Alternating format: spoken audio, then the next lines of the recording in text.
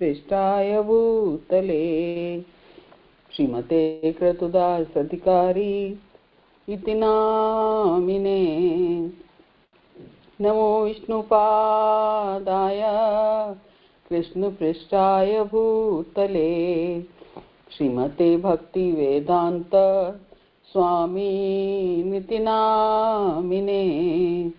नमस्ते सारस्वते देवे गौरवाणी प्रचारिणे निर्विशेष शून्यवादी पाश्चात्य देशतारिणे।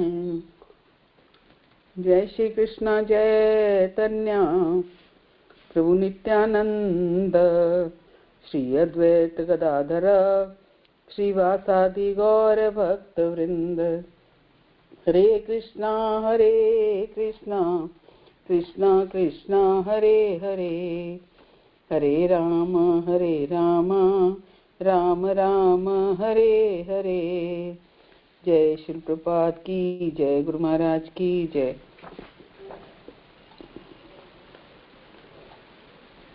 ओम अज्ञानतिमिरान्धस्य ज्ञानञ्जनशलाकया चक्षुर्मिलितं येन तस्मै श्री गुरुवे नमः। श्री चैतन्य मनोभीष्टं स्थापितं येन भूतले स्वयं रूप कदा मह्यं ददाति स्वपदान्तिकम्। वन्देऽहं श्रीगुरो श्रीयुतपत्कमलं श्रीगुरून् वैष्णवांश्च श्रीरूपं साग्रजातं सगण रघुनाथान्वितं तं सजीवं साद्वैतं सावधूतं परिजनसहितं कृष्ण चैतन्य देवं श्री राधा कृष्ण पादान् सगण ललिता श्री विशाखान्वितांच। हे कृष्ण करुणा सिंधो दीनबंधो जगतपते गोपेश गोपिका कांत राधा कांत नमस्तुते। तप्त कांचन गौरांगी श्री राधे वृंदावनेश्वरी वृषभानुसुते देवी प्रणमामि हरिप्रिये।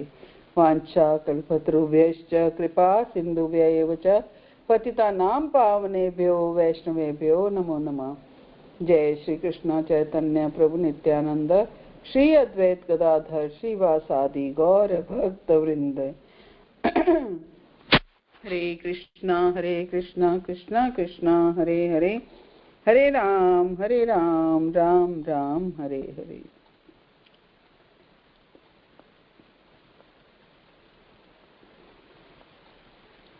तो गौर कथा के आज तीसरे दिवस में आप सबका स्वागत है। तो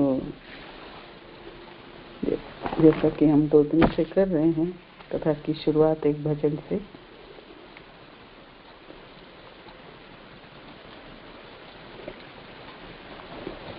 गौरांग बलिते हवे पुलक शरीरा हरि हरि बलिते नयने बबेनीरा। गौरांग बलिते हवे पुलक शरीरा हरि हरि बलिते नयने बबेनीरा। आर कबेनीताय चांदे करुणा होई बे संसार वासना मोरा कबे तुच्छ हवे। आर कबेनीताय चांदे करुणा होई बे संसार वासना मोरा कबे तुच्छ हवे। विषय छड़िया कबे शुद्ध हबे मान कबे हम हेरी वो श्री वृंदावन। विषय छड़िया कबे शुद्ध बेमाना कबे हम हेरिबो श्री वृंदावन। रूप रघुनाथ पदे होई बेआकुति कबे हम बुझाओ से जुगल परीति। रूप रघुनाथ पदे होई बेआकुति कबे हम बुझाओ से जुगल परीति। रूप रघुनाथ पदे रहु मोर आश प्रार्थना करो ए सदा नरोत्तम दास।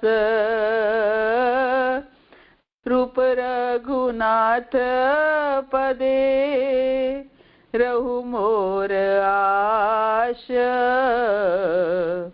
प्रार्थना करो ए सदा नरोत्तम दास। गौरांग बलिते हबे पुलक शरीरा हरि हरि बलिते नयन बबनीरा। हरे कृष्णा कृष्ण कृष्ण हरे हरे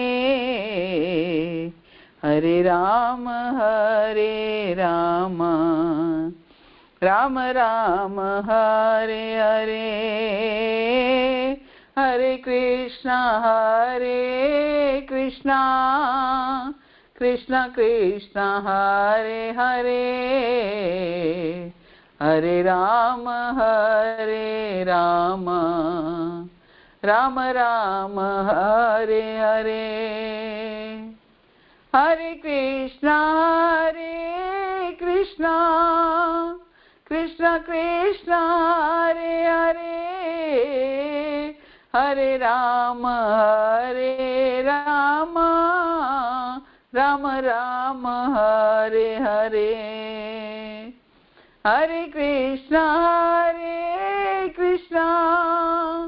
कृष्ण कृष्ण हरे हरे हरे राम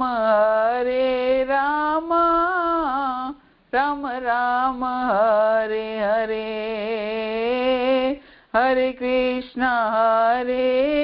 कृष्णा कृष्ण कृष्ण हरे हरे हरे राम राम राम हरे हरे। हरे कृष्ण कृष्ण हरे हरे हरे राम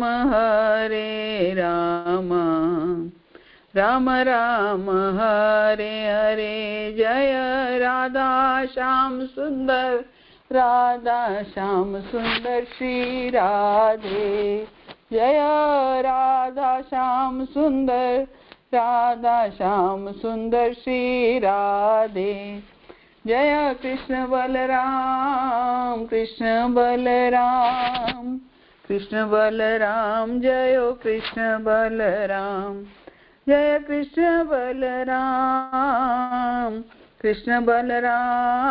कृष्ण बलराम जय कृष्ण बलराम। जय वृंदावन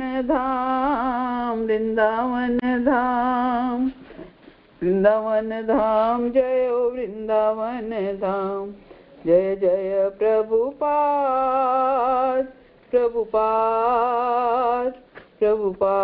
जय जय प्रभुपाद। जय गौरानिताय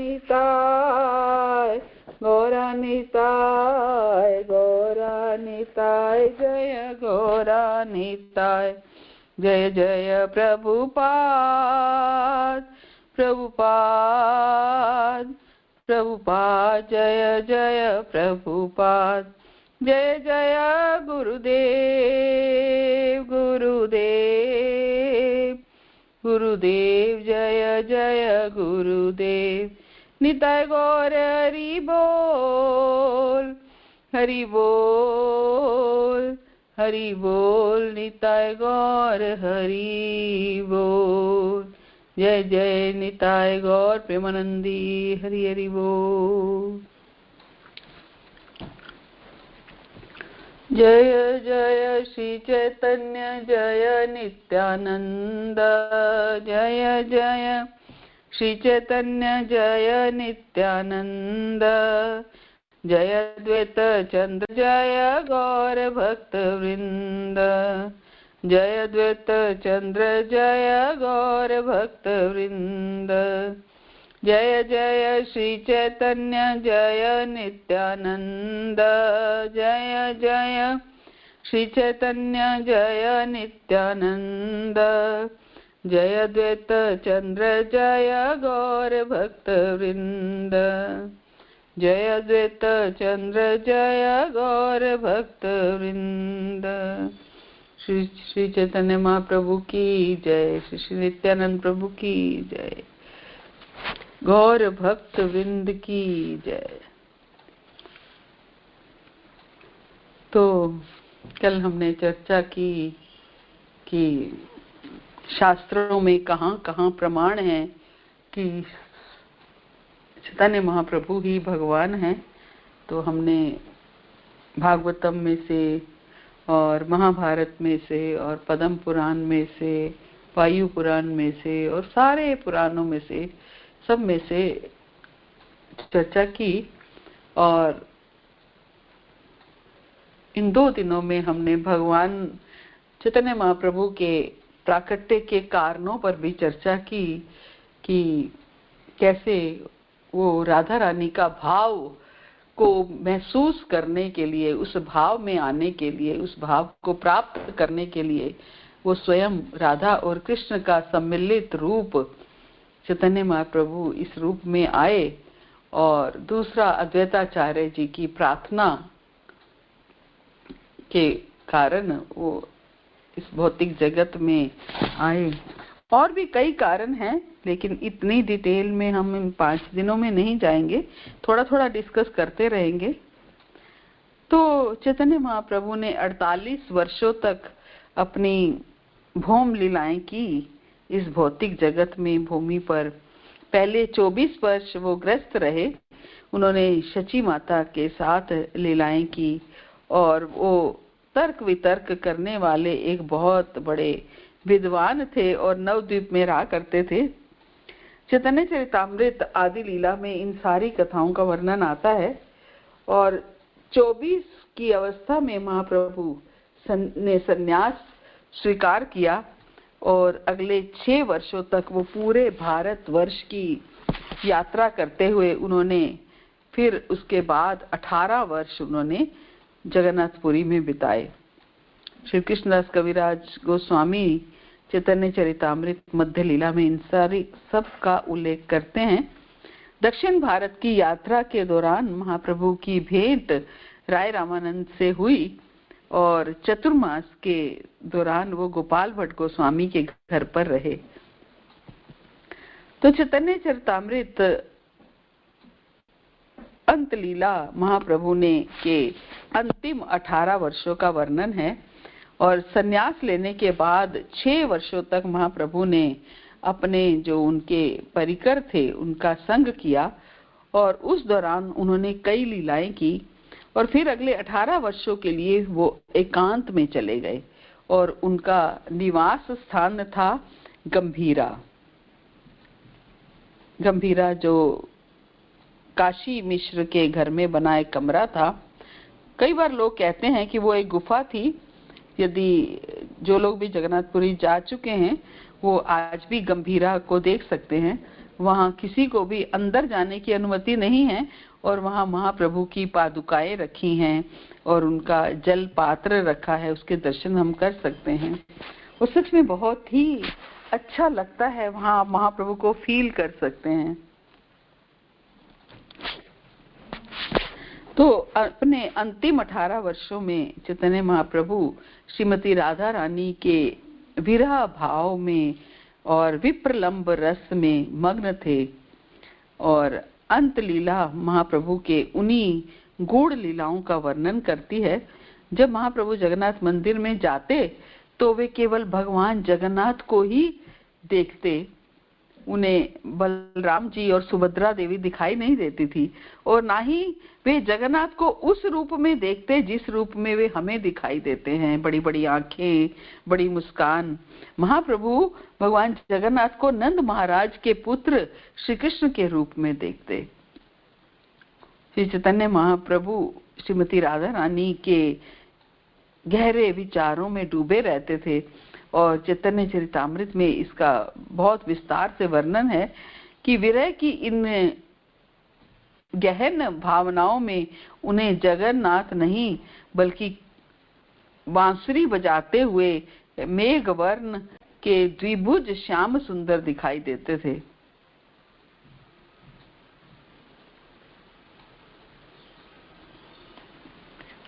महाप्रभु रोज भगवान के दर्शन लेने मंदिर में जाया करते थे। कहते हैं विभाव द्वारा ही भक्ति रस का आस्वादन किया जा सकता है। इसे समझना बहुत आवश्यक है। श्री प्रभुपाद ने भक्ति रसामृत सिंधु में विभाव की व्याख्या की है। विभाव क्या है? विभाव वो भावना है जो अलौकिक प्रेम और श्री कृष्ण की स्मृति जागृत करती है। एक अद्भुत प्रेम और भगवान की स्मृति जागृत करती है। और विभाव के दो भाग हैं, आलंबन और उद्दीपन। आलंबन और उद्दीपन। आलंबन में भी दो विभाग हैं, एक विषय अर्थात पूजा की विषय वस्तु, और दूसरा आश्रय। हमने कल भी विषय और आश्रय पर चर्चा की थी। विषय क्या है? पूजा की विषय वस्तु, जैसे कि कृष्ण क्या है? विषय हैं। और आश्रय भक्त और भक्ति का निवास, ये आश्रय है। इसलिए श्री कृष्ण विषय हैं और उनके भक्त आश्रय हैं। आश्रय प्रेमी है और वो प्रेमी जिससे प्रेम करता है वो विषय है। और इसके पश्चात है उद्दीपन, जो जीवात्मा के भगवत प्रेम को जागृत करता है, ये उद्दीपन है। जगन्नाथपुरी में रहते हुए चैतन्य महाप्रभु चटक पर्वत, जो रेत से बना हुआ पर्वत देखते थे तो उन्हें गोवर्धन का स्मरण हो जाता था। जैसे रेत से, वहां समुद्र के किनारे इतनी रेत होती है, तो वहां रेत के किनारे रेत से कोई पर्वत बना देता था तो महाप्रभु को गोवर्धन पर्वत याद आ जाता था। बंगाल की खाड़ी उन्हें यमुना का स्मरण कराती थी। तो ये चैतन्य महाप्रभु का भाव था। हर वस्तु उन्हें श्री कृष्ण और वृंदावन का स्मरण कराती थी। इसे द्विपन कहते हैं कि किसी वस्तु को देखकर प्रेम उमड़ कर आ जाए। भक्ति रसामृत सिंधु बताती है कि विभाव उद्दीपन वे वस्तुएं हैं जिनके कारण हमारे अंदर दिव्य भगवत प्रेम उमड़ने लगता है। जब महाप्रभु ने चटक पर्वत को देखा तो उसने उद्दीपन का कार्य किया।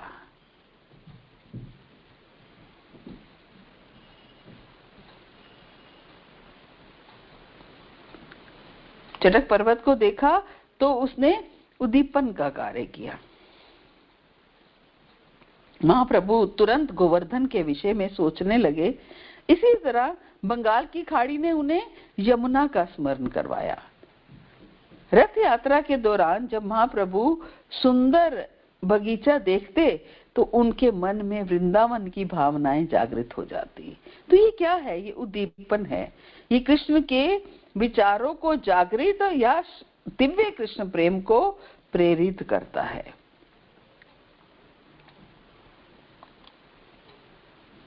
वह व्यक्ति के मन और हृदय में प्रकट होता है। इसे विभाव उद्दीपन कहते हैं। जब हृदय या मन में उत्पन्न ये विभाव उद्दीपन या उल्लास शरीर में प्रकट होने लगता है तो उस समय वह अगले स्तर पर आता है जिसे अनुभाव कहते हैं। अनुभाव का क्या अर्थ है? अनुभाव का अर्थ है कि ये दिव्य भाव हृदय और मन से बाहर निकलकर शरीर में प्रकट होने लगे। कैसे प्रकट होता है ये? हर्ष, अश्रु, नृत्य, लार, कई कई निशान होते हैं। अनु का अर्थ क्या है? बाद वाला। अनुभाव विभाव के बाद आता है। भक्ति रसामृत सिंधु में 13 अनुभाव का वर्णन किया गया है। अनुभावस्तु चितस्त भावान मवबोध का। मन में उठी अलौकिक भावनाओं को दर्शाने वाले शारीरिक विकार जैसे बाह्य लक्षण जिन्हें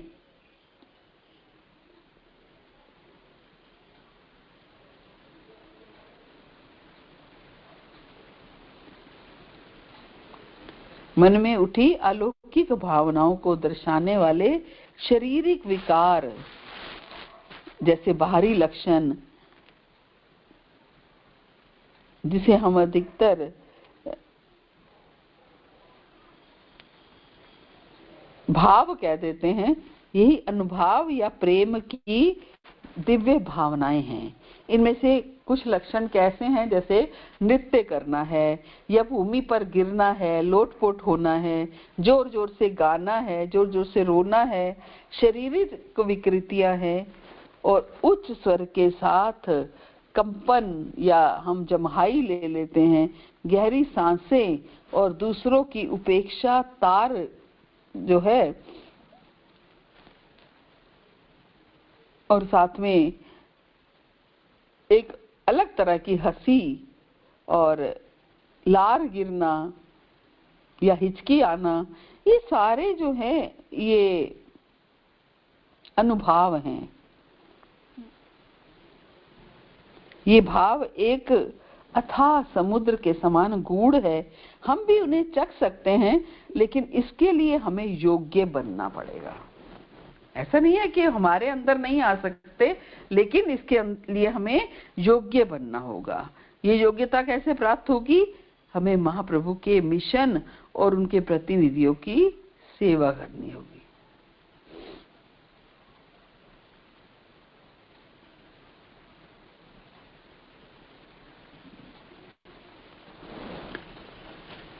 महाप्रभु के मिशन की और उनके प्रतिनिधियों की सेवा करनी होगी। हमें केवल महाप्रभु के आंदोलन को निष्ठा और समर्पण के साथ स्वीकार करना है। हम कैसे उनकी कृपा को पहचानेंगे? शुरू में हम अपनी सेवाओं में दृढ़ हो जाएंगे और धीरे धीरे हमारे अनर्थ, हमारे हृदय में बैठी हुई इच्छाएं, ऐसी इच्छाएं, अवांछित इच्छाएं जिसको बोल सकते हैं, वो दूर होने लगेंगे।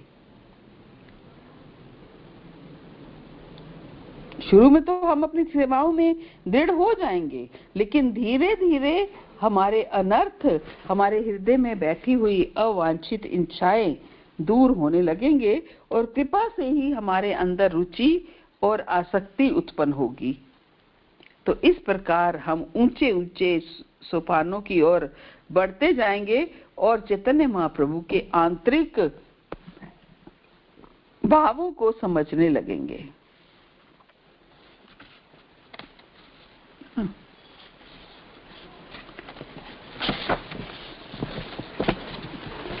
श्री प्रभुपाद श्री चैतन्य महाप्रभु के शुद्ध और प्रत्यक्ष प्रतिनिधि हैं।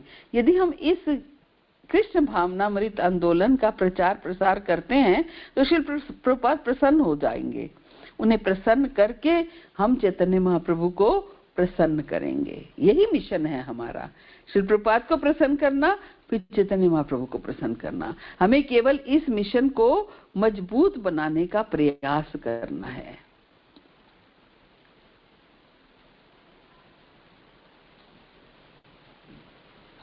हमें केवल इस मिशन को मजबूत बनाने का प्रयास करना है।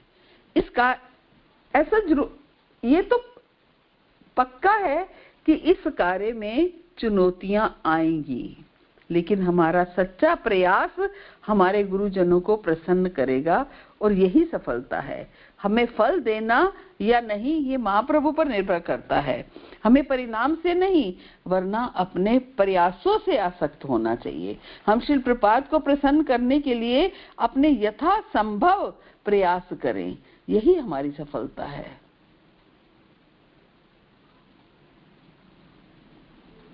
यही हमारी सफलता है। हम अधिक लोगों को भक्त बना पाए या नहीं बना पाए ये हमारे हाथ में नहीं है, वरना चैतन्य महाप्रभु के हाथ में है। हम तो बस महाभागवत वैष्णवों की प्रसन्नता चाहते हैं।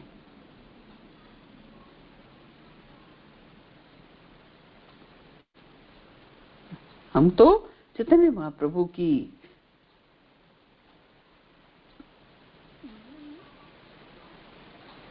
उनकी प्रसन्नता चाहते हैं। यदि हम ऐसा करेंगे तो सारी सफलता अपने आप ही प्राप्त हो जाएगी। श्री प्रभुपाद ने अनेक वर्ष भारत में प्रचार किया, परंतु उन्हें कोई परिणाम नहीं मिला।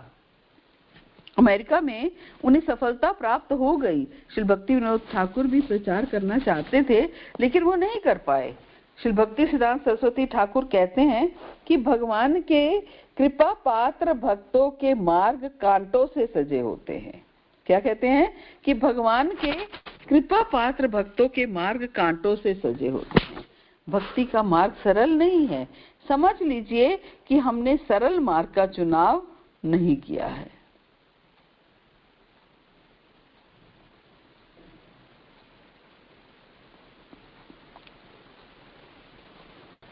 भगवान की कृपा पात्र भक्तों के मार्ग कांटों से सजे होते हैं।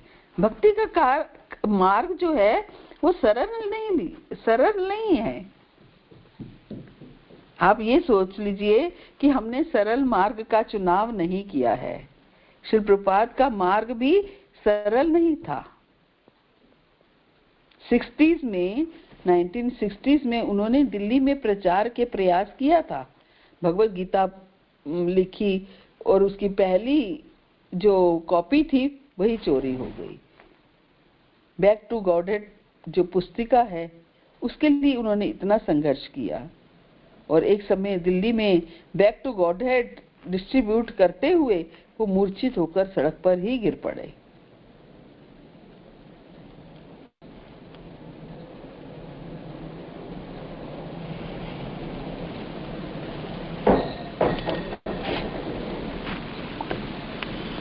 एक बार दिल्ली में बैक टू गॉडहेड डिस्ट्रीब्यूट करते हुए मूर्छित होकर सड़क पर गिर पड़े। जब उन्होंने वानप्रस्थ आश्रम लिया तो उनके पास धोती खरीदने तक के पैसे नहीं थे। वो अपनी पत्रिका को स्वयं लोगों के घर तक पहुंचाते थे। क्यों? क्योंकि उनके पास डाक के पैसे नहीं थे, उनके पास रिक्शा के लिए पैसे नहीं होते और इसलिए वो पैदल ही चलते थे। ऐसा था उनका संघर्ष। यदि हम श्री भक्ति विनोद ठाकुर का जीवन देखें तो वह भी संघर्षों से भरा था। युवावस्था में ही उनकी बहन गुजर गई और शीघ्र ही उनके भाई भी बीमारी से चल बसे और कुछ समय पश्चात उनके पिताजी भी जाते रहे और विधवा माँ और घर की रिस्पॉन्सिबिलिटी उनके ऊपर आ गई। उन्होंने विवाह किया और उनकी संतान उत्पन्न हुई और जब वह संतान केवल 2 साल की थी तो उनकी पत्नी चल बसी। इन्हें अपनी बूढ़ी माँ और दादी, छोटे बच्चे और अपने गिरते हुए स्वास्थ्य की देखभाल करनी पड़ती। तो ये उन 2 महान भक्तों के उदाहरण हैं जिनका जीवन अनेक कठिनाइयों से भरा था, परंतु उनकी दृढ़ता के सामने ये बाधाएं उन्हें रोक नहीं पाई। श्री प्रभुपाद दृढ़ता की परिभाषा लिखते हैं कि जो व्यक्ति नियमों का पालन करता है और अपने कार्यों द्वारा अपना वचन निभाता है।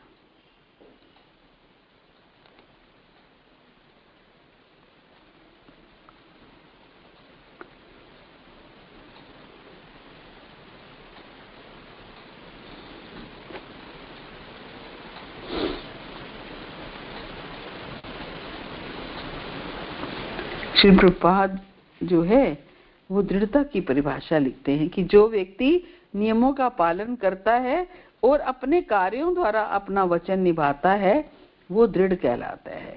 श्री प्रभुपाद ने कठोर श्रम करते हुए पूरे जगत में प्रचार किया और इसलिए वो एक दृढ़ पुरुष की परिभाषा में सटीक बैठते हैं। प्रचार करने में बाधाएं अवश्य आएंगी, परंतु हमें दृढ़ बने रहकर अपने कार्य को जारी रखना होगा। ये दृढ़ता चैतन्य महाप्रभु की कृपा को आकर्षित करेगी।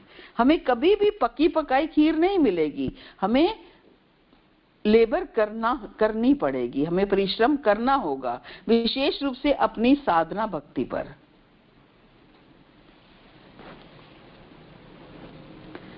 उसके अमूल्य परिणाम के सामने ये परिश्रम कुछ भी नहीं है।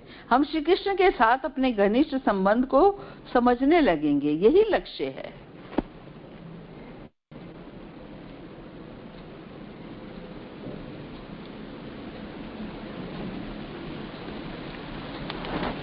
हमारे पूर्ववर्ती आचार्यों की कृपा से हमें श्री कृष्ण के साथ अपना संबंध स्पष्ट दिखने लगेगा। ये इतना सरल नहीं होगा और हमारे मार्ग में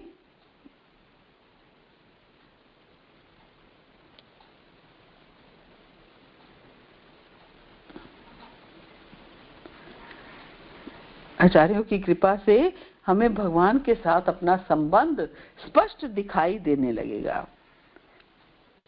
हालांकि इतना सरल नहीं होगा और हमारे मार्ग में जरूर ही समस्याएं आएंगी, परंतु यदि हम दृढ़ होंगे तो आगे बढ़ते रहेंगे। यदि हम दृढ़ नहीं हैं तो कोई भी समस्या आकर हमें विचलित कर देगी। हम इतने विचलित भी हो सकते हैं कि कुछ समय के लिए भक्ति को ही छोड़ दें।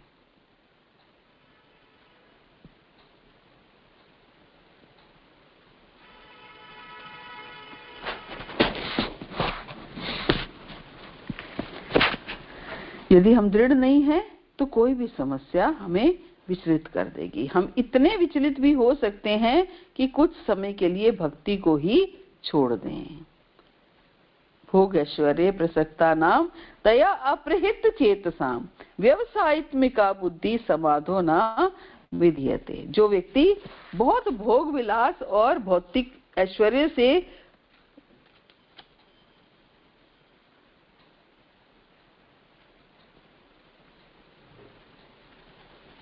जो व्यक्ति आध्यात्मिक भोग विलास और भौतिक ऐश्वर्य से आसक्त होता है,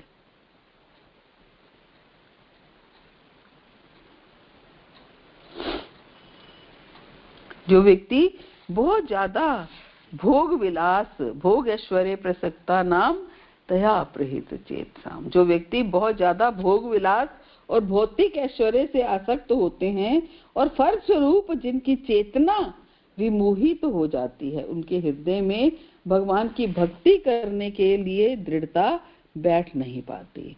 जो लोग दृढ़ नहीं होते वो भौतिक ऐश्वर्य या इंद्रिय भोग से भ्रमित हो जाते हैं। यदि हम दृढ़ हैं तो माया द्वारा आक्रमण किए जाने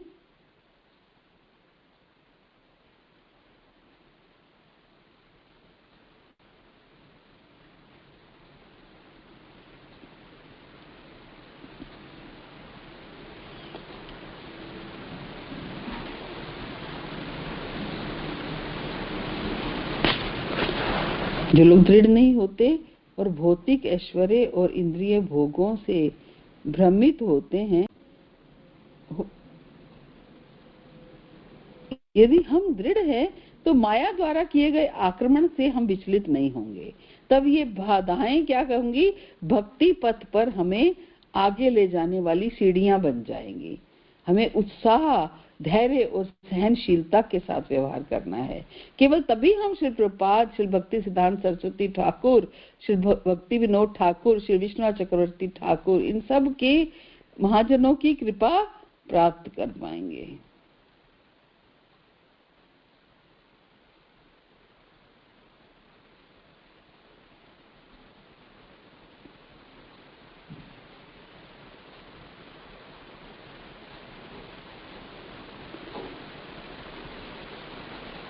जरा कल्पना कीजिए कि जब ये महाजन अपने वंशजों को प्रचार करने के लिए इतना कष्ट उठाते हुए देखेंगे तो कितने प्रसन्न होंगे। परंतु हमें उत्साही बने रहना है, धैर्यवान बने रहना है, दृढ़ बने रहना है। उत्साहात निश्चयात धैर्यात तत्तत् कर्म प्रवर्तनात् संग त्यागात सतोवृते षड्वी भक्ति प्रसिद्ध्यति। शुद्ध भक्ति के अनुकूल 6 चीजें। पहला, उत्साहात, उत्साही बने रहना है। दूसरा, निश्चयात, निश्चय के साथ प्रयास करना है। तीसरा, धैर्यात, धैर्यात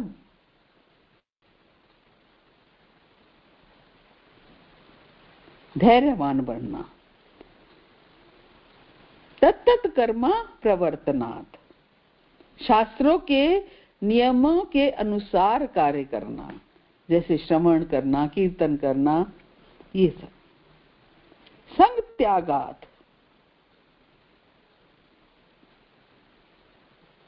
अभक्तों का संग त्यागना।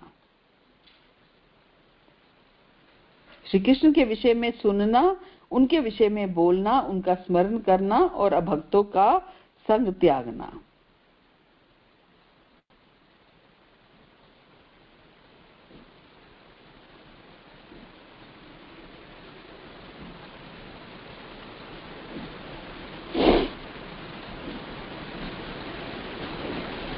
तो अभक्तों का संग त्यागना और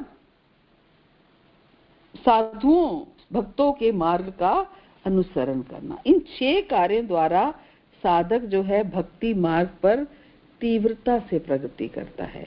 हमें रोज अपना प्रशिक्षण करना है, अपना टेस्ट लेना है, अपनी परीक्षा करनी है। ये एक अच्छी आदत है।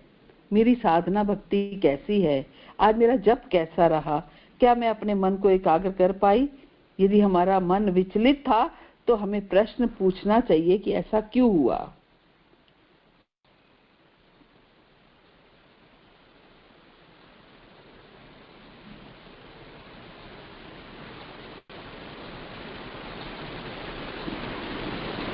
ये अपने आप से पूछना है, क्या मैं अपने मन को एकाग्र कर पाई।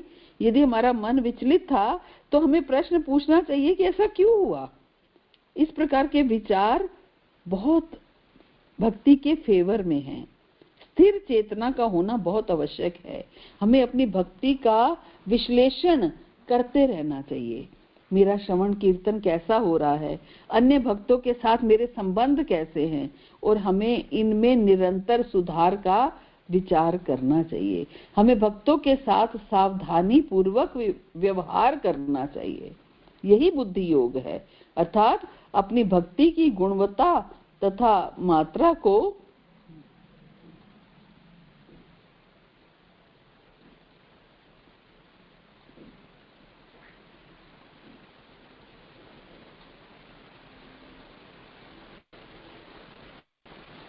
हमें मात्रा को बढ़ाने और सुधारने के लिए बुद्धि का उपयोग करना है। श्री कृष्ण हमारी सहायता करेंगे और हमें क्या पढ़ना चाहिए, किस प्रकार के विचार रखने चाहिए, इसकी प्रेरणा देंगे। श्री कृष्ण हमारे हृदय में विराजमान हैं और यदि हम चाहेंगे तो हमें प्रेरणा देंगे कि कैसे ऊपर उठा जाए, लेकिन इच्छा हमें करनी होगी।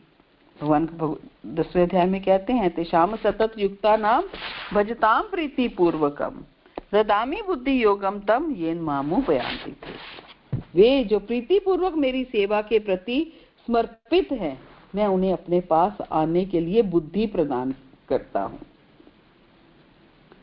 श्री चैतन्य महाप्रभु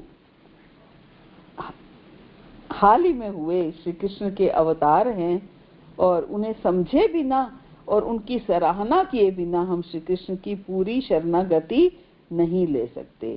केवल चैतन्य महाप्रभु के माध्यम से जाकर ही हम श्री कृष्ण को पूरी तरह समझ सकते हैं।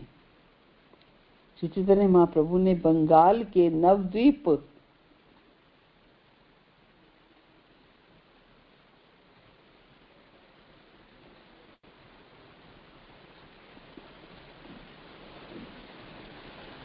केवल श्री चैतन्य महाप्रभु के माध्यम से जाकर ही हम कृष्ण को पूरी तरह प्रसन्न कर सकते हैं। चैतन्य महाप्रभु ने बंगाल के नवद्वीप में जन्म लिया और 48 वर्षों तक धरती पर अपनी लीलाएं की। कल हमने चर्चा की ना, सुवर्ण वर्णो हेमांगो, क्या है? भगवान का रंग सोने जैसा, उनकी शरीर इतना सुंदर है कि वे सुंदरता के मूर्तिमान स्वरूप हैं। श्री चैतन्य महाप्रभु सब सुंदरता के आगार हैं। श्री जीव गोस्वामी कहते हैं कि भगवान की सुंदरता ही भगवान का एक अस्त्र है। सूर्यास्त सुंदर होता है, किंतु श्री चैतन्य महाप्रभु तो समस्त सौंदर्य के स्वरूप है। सुंदरता का रूप ही श्री चैतन्य महाप्रभु हैं।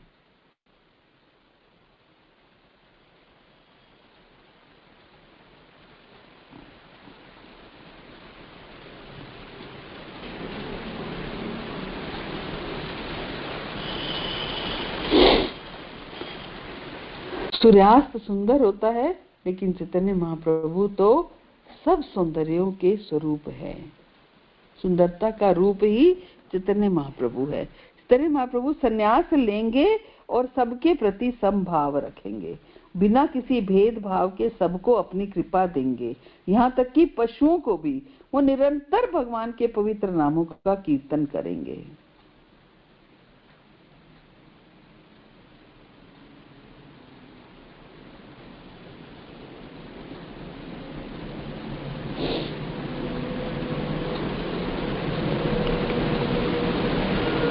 महाप्रभु बिना किसी भेदभाव के सबको अपनी कृपा देंगे, यहाँ तक कि पशुओं को भी। निरंतर भगवान के पवित्र नामों का कीर्तन करेंगे और शांति के परम निवास स्थान होंगे।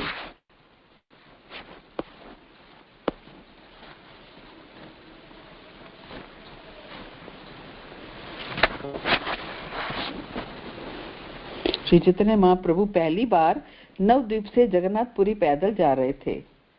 उन दिनों रेलगाड़ी नहीं थी, ट्रेन भी नहीं थी, फिर हवाई जहाज का तो कहना ही क्या था। तो उन दिनों नदी पार करने के लिए चुंगी देनी पड़ती थी। तो महाप्रभु ऐसे ही एक चुंगी जहां दी जाती है उस स्थान पर पहुंचे, और चुंगी का जो वहां पर अधिकारी बैठा था वो बहुत बदमाश था, और भक्तों के पास चुंगी देने के लिए पूरा धन ना होने के कारण इस अधिकारी ने उन्हें बंदी बना लिया। और ना केवल बंदी बनाया, बल्कि उनके कंबल या उनके पास जो भी सामान वगैरह था वो भी छीन लिया। परंतु जब उस अधिकारी ने चैतन्य महाप्रभु को देखा तो तुरंत उसके मन में विचार आया, अरे ये व्यक्ति कितना सुंदर है,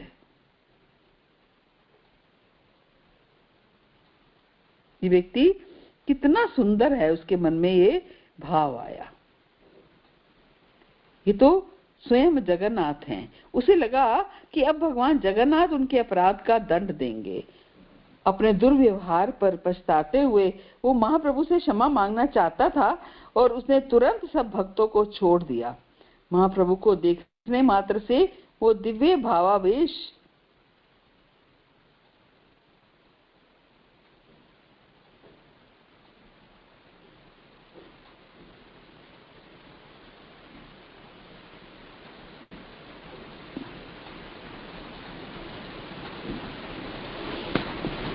उसके मन में यही विचार आया कि ये व्यक्ति कितना सुंदर है, ये तो स्वयं जगन्नाथ हैं। उसे लगा कि जब भगवान जगन्नाथ उसके अपराध का दंड देंगे, अपने दुर्व्यवहार पर वो पछताने लगा और महाप्रभु से क्षमा मांगना चाहता था। उसने तुरंत सब भक्तों को छोड़ दिया और महाप्रभु को देखने से वो इतने भाव में आ गया और नृत्य करने लगा। और जब महाप्रभु ने उसका आलिंगन किया तो उसे भगवत प्रेम प्राप्त हो गया। इसी प्रकार एक चुंगी अधिकारी की कथा आती है कि वो प्रमुख चुंगी अधिकारी था, लेकिन उतना ही बड़ा बदमाश था वो भी। उसने भी भक्तों को बहुत तंग किया, उन्हें ताले में बंद कर दिया, सारा सामान छीन लिया। तो एक रात उसे सपना आया कि चैतन्य महाप्रभु उसके सपने में आए और भक्तों को रिहा करने का उसे निर्देश दिया। सुबह उठते ही वो चैतन्य महाप्रभु के पास गया और उनसे क्षमा याचना करने लगा। और जो चुंगी अधिकारी था उसने कहा कि कल रात मुझे एक सपना आया और उसमें मैंने आपको देखा। मैंने ब्रह्मा जी, शिव जी और 4 कुमार और बाकी सब देवताओं को आपके चारों ओर देखा। मैंने बहुत बड़ा अपराध किया है, कृपया मुझे क्षमा करें। तो उसने भक्तों का सामान लौटा दिया और उन्हें उनकी भेंट देकर विदा किया। अगले दिन वो स्वयं कृष्ण भक्ति में लग गया। तो ये सारी कथाएं लोचनदास ठाकुर ने अपनी पुस्तक चैतन्य मंगल में दी हैं। भगवान समभाव रखते हैं, वे सबको कृष्ण भक्ति प्रदान करते हैं, पशुओं को भी। एक मछुआरे की कथा आती है, उसे भी भगवत प्रेम प्राप्त हो गया। चैतन्य चरितामृत अंत लीला में ये प्रसंग मिलता है कि भगवान के शरीर के स्पर्श मात्र से उस मछुआरे को भगवत प्रेम प्राप्त हुआ। हम भी श्री चैतन्य महाप्रभु की कृपा चाहते हैं और बुद्धिमान लोग हरे कृष्ण महामंत्र के कीर्तन के द्वारा श्री चैतन्य महाप्रभु की पूजा अर्चना करते हैं। कल हमने करा ना, कृष्ण वर्णम त्विषा कृष्णम सांगो पांगास पार्षदम, कि कलयुग में बुद्धिमान लोग संकीर्तन यज्ञ के द्वारा भगवान के इस अवतार की पूजा करेंगे। और जो लोग शास्त्रों की अवहेलना करके मनमाना व्यवहार करते हैं, उन्हें ना तो शांति मिलती है, ना सुख मिलता है और ना परम गति प्राप्त होती है। भगवान कहते हैं ना 16वें अध्याय में भगवद गीता के कि ना शास्त्र विधि मृत्यु सृज्य वर्तते कामकारता। जो व्यक्ति शास्त्रों की विधि का परित्याग करके मनमाने ढंग से व्यवहार करता है, उसे ना तो सिद्धि प्राप्त होती है और ना सुख और ना ही परम गति। जब भी भगवान प्रकट होते हैं तो वे अपने परिकरों के साथ आते हैं। भगवान बलराम नित्यानंद प्रभु बनकर आए, महाविष्णु अद्वैताचार्य के रूप में आए और श्रीमती राधा रानी गदाधर पंडित के रूप में।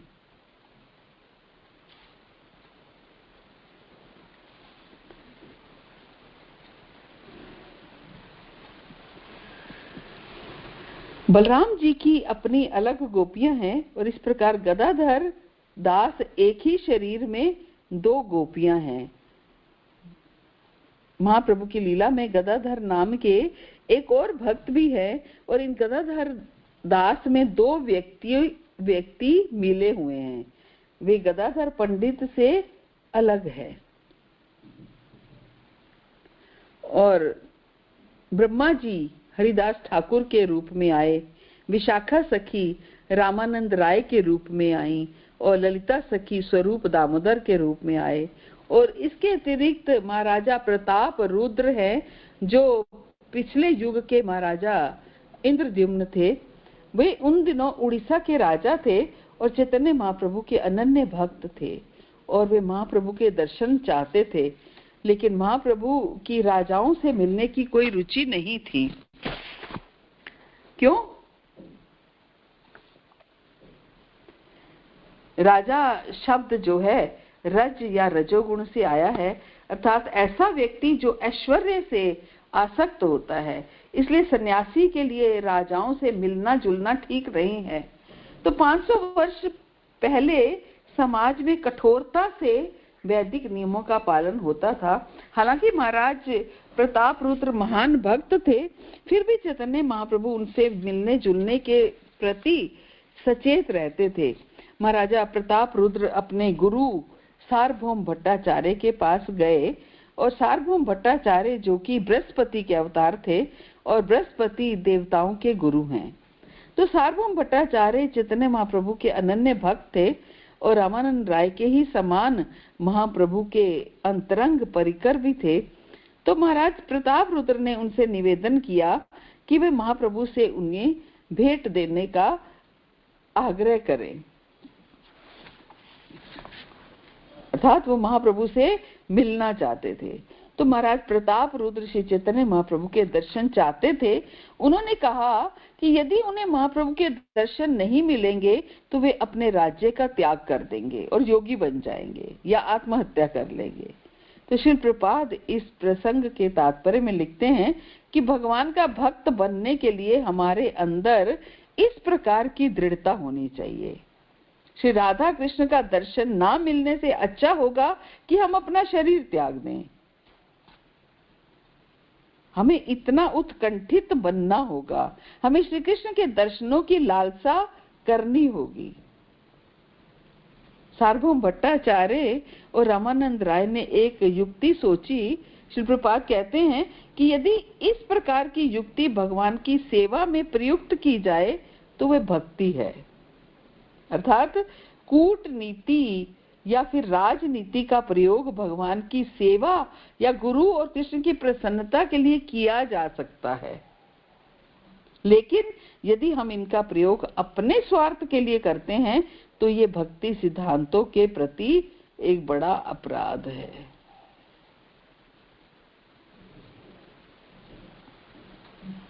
ये बड़ा अपराध है। रामानंद राय चैतन्य महाप्रभु के सामने जाकर केवल राजा का गुणगान करने लगे। तो इस तरह उन्होंने महाप्रभु के हृदय में राजा के लिए एक स्थान बना दिया। उन्होंने महाप्रभु से प्रार्थना नहीं की, उन्हें आग्रह नहीं किया कि वो राजा से मिले। वो चैतन्य महाप्रभु ने पहले ही कह दिया था कि यदि उन पर राजा से मिलने का दबाव डाला जाएगा तो वो पूरी छोड़कर कहीं और चले जाएंगे। इसलिए रामानंद राय ने केवल राजा का गुणगान ही किया और राजा महाप्रभु के दर्शन के लिए बड़े आतुर थे। और नित्यानंद प्रभु ने एक बीच का रास्ता सोचा। यदि महाप्रभु अपना कोई वस्त्र राजा के पास भिजवा देंगे तो कुछ समय के लिए राजा शांत हो जाएंगे। अगर महाप्रभु अपना कोई वस्त्र राजा के पास भिजवा देंगे तो कुछ समय तक राजा शांत हो जाएंगे। तो महाप्रभु ने ये प्रार्थना, ये प्रस्ताव स्वीकार कर लिया और अपना जो वस्त्र वो पहनते थे वो दे दिया।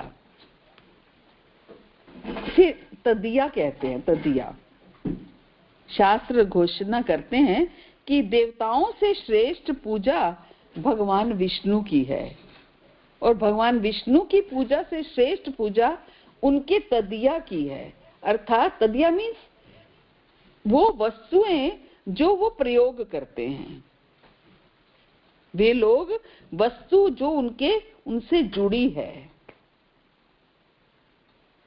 पद्म पुराण में आता है ना, आराधना नाम सर्वेशाम विष्णु आराधना परम तस्मात् परम देवी तदीया नाम समर्थना। आराधना नाम सर्वेशाम विष्णु आराधनम परम तस्मात् परम देवी तदीया नाम समर्चनम।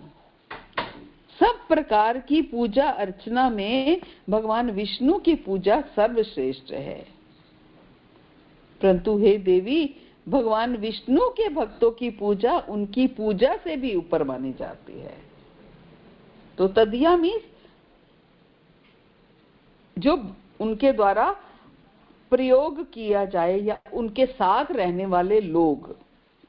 तदिया नाम भगवान विष्णु की पूजा से श्रेष्ठ उनके तदिया की पूजा है। तुलसी देवी की पूजा भगवान विष्णु की पूजा से श्रेष्ठ है क्योंकि वो उनकी तदिया हैं। गुरु की पूजा भगवान की पूजा से श्रेष्ठ है क्योंकि वो उनकी तदिया हैं।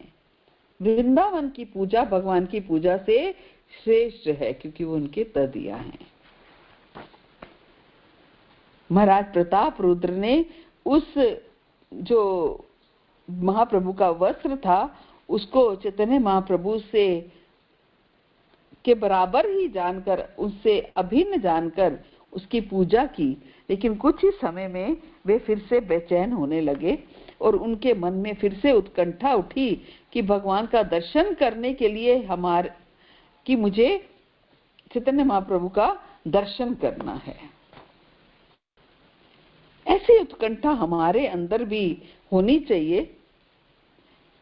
तो इस समय हम खाने सोने, हम तो बस आहार निद्रा भय मैथुन में लगे रहते हैं, परंतु हमारे मन में भगवान श्री कृष्ण के दर्शन और उनके प्रति अपना प्रेम विकसित करने की वास्तविक उत्कंठा होनी चाहिए।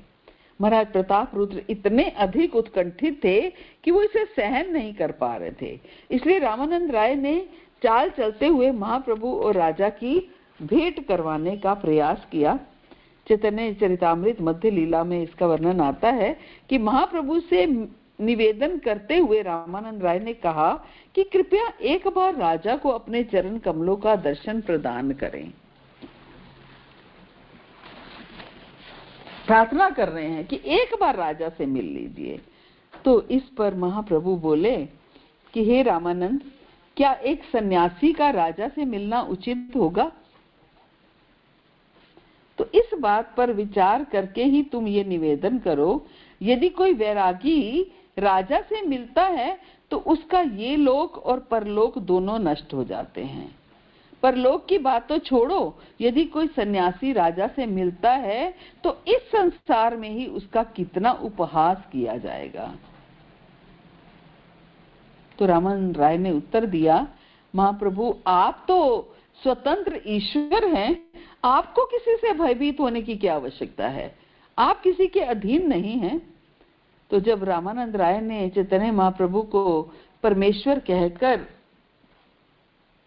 संबोधित किया तो महाप्रभु ने इस पर आपत्ति उठाई।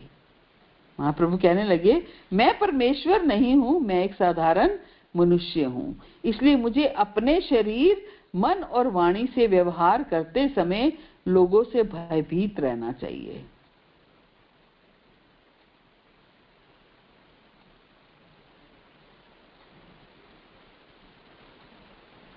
मैं परमेश्वर नहीं हूं, मैं एक साधारण मनुष्य हूं, इसलिए मुझे अपने शरीर, मन और वाणी से व्यवहार करते समय लोगों से भयभीत रहना चाहिए। जैसे ही लोगों को सन्यासी के व्यवहार में थोड़ा सा भी दोष दिखाई देता है तो वो जंगल की आग की तरह फैल जाता है। सफेद कपड़े पर छोटा सा काला दाग भी छिपाया नहीं जा सकता, वे दूर से दिखाई देता है। रामानंद राय ने उत्तर दिया, हे भगवान, आपने इतने पापियों का उद्धार किया है, फिर महाराज प्रताप रुद्र तो भगवान के अनन्य सेवक और आपके भक्त हैं।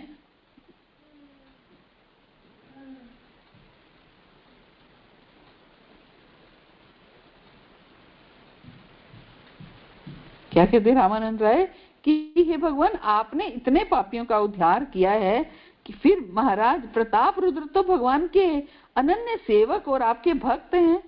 तो फिर महाप्रभु ने क्या कहा कि दूध से भरा विशाल पात्र मदिरा की एक बूंद से अपवित्र हो जाता है।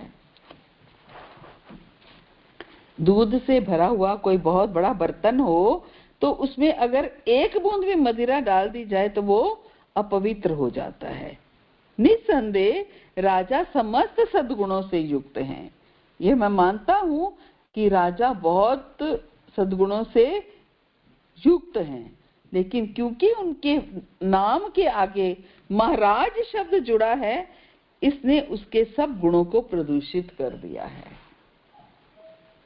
भले ही उनमें कितने भी गुण हैं, लेकिन उनके नाम के आगे महाराज जुड़ा है।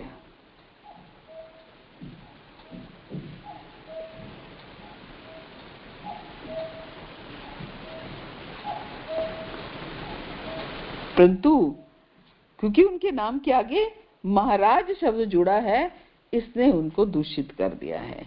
लेकिन यदि आप इतना आग्रह कर ही रहे हैं तो ठीक है, मैं राजा के पुत्र से भेंट करने के लिए तैयार हूं।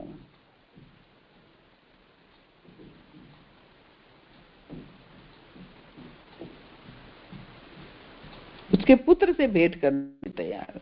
शास्त्रों के अनुसार पुत्र पिता का प्रतिनिधि होता है, इसलिए राजकुमार से मेरी भेंट करना स्वयं राजा से भेंट करने के समान होगा।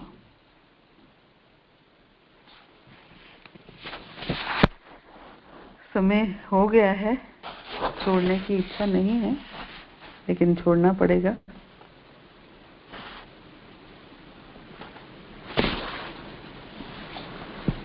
तो इस प्रसंग को आगे कल बढ़ाएंगे। हरे कृष्णा। श्री प्रभुपाद की जय, गुरु महाराज की जय, आप सब भक्तों की जय। तो किसी का कोई प्रश्न हो, एडिशन हो तो कर सकते हैं। आपका स्वागत है।